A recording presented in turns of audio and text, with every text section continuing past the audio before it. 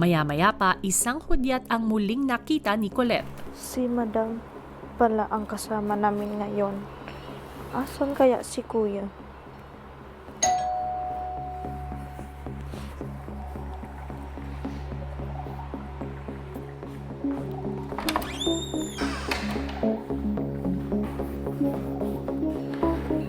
Andito na po, Madam, ang lapel batteries.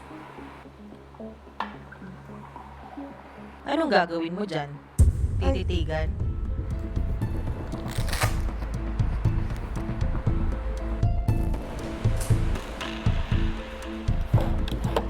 Dito ko na lang po ilalagay. Sa labas. Colette, Po? ako ba yung mapag-alaga? Sige na lang. Hindi ko kasi.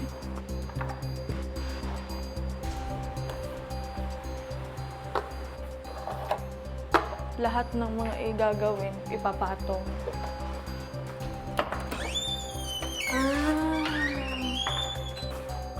Lapel battery.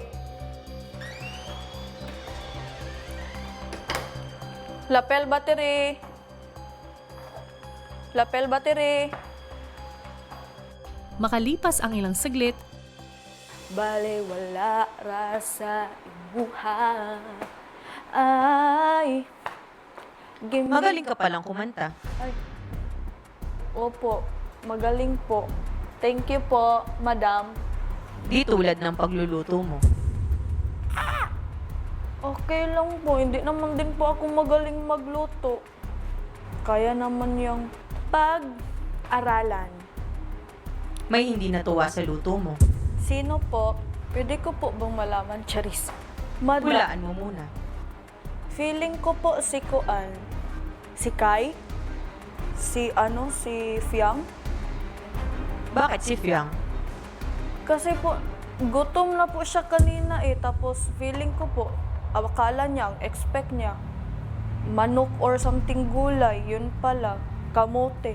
Yun po, siguro, na expectation versus reality po siya, Madam. Magaling ka rin palang manghula. Magaling lang po ako makiramdam ng tao po. Tsaka wala naman po akong magagawa, Madam, kung magagalit siya or hindi siya nasayahan po sa luto ko. Sana po, hindi po siya nasarapan sa luto ko or ayaw niya po sa luto ko. Problema niya na po yun kasi hindi ko naman po problema. Kaya ko naman po magtiis sa ganung pagkain.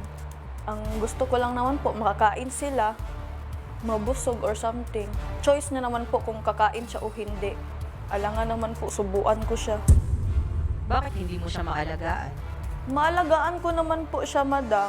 Eh, yung ginawa ko naman po, sapat sa akin po, sapat naman na po sa akin yun para alagaan sila.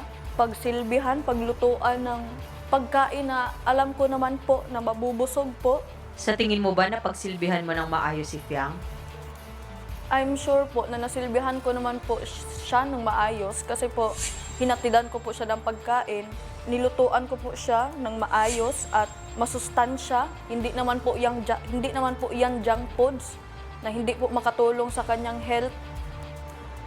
Sinasarapan ko naman po sa aking makakaya. Hindi naman po ako basta-basta nagluluto ng walang lasa. Anong plano mo? Ang plano ko po sa ngayon, Madam, ay magluluto po ako ulit ng parang halian namin. Fried na lang po na kamote. Kasi po, hindi naman po siya nasayahan po sa niluto ko. So, at least sa fried na kamote, Madam, parang french fries. Miss them. si Colette naghanda na muli para sa kanilang pananghalian.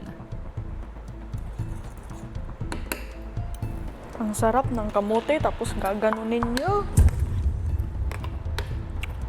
Ba ayos kayo?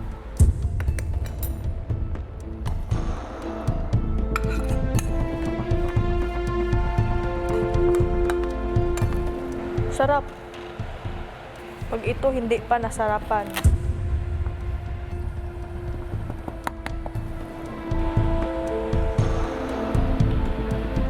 Ganda kaya ng design ng bigay ko sa kanila. Sabihin nila na hindi masarap ang nilutok ko.